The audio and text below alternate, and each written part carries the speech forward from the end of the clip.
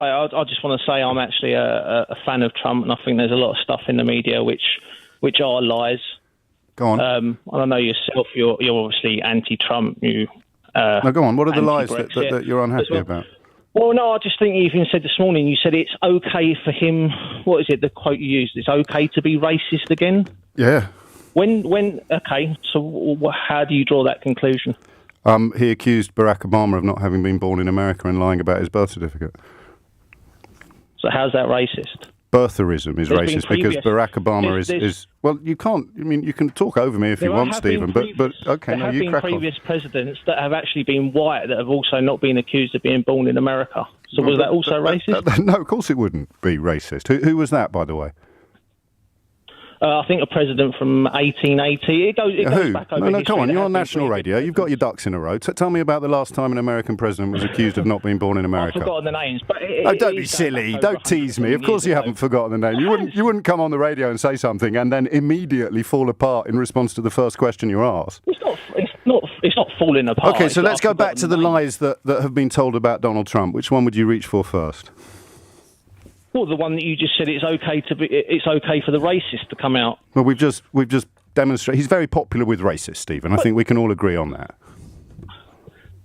Well, he's not popular with racists. So it wasn't white nationalists that invaded the Capitol last week, then.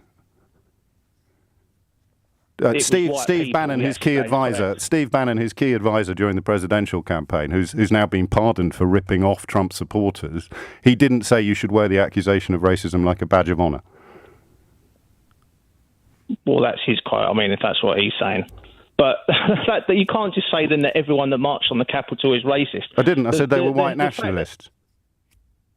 Well, you're also portraying that. So let's go back to the lies, Stephen. Let's go back to the lies that the mainstream media in America has told about Donald Trump. Well, I've just told you the fact that he's racist. But we've just proved that he is. But because he's questioned someone's birth certificate, that makes him racist. No, because he questioned a black man's birth certificate, knowing that it was absolutely untrue. So that would be called a racist lie, which is encouraged to make people who are uncomfortable with Barack Obama's skin colour believe something that's not true about him, because it then undermines the legitimacy of his presidency. So briefly, because I mean it's not going great, but I'd like you to stick around for a little bit longer. What is it you liked about him, Stephen? I think that he come out and spoke a lot of the truth on stuff. Yeah, what stuff?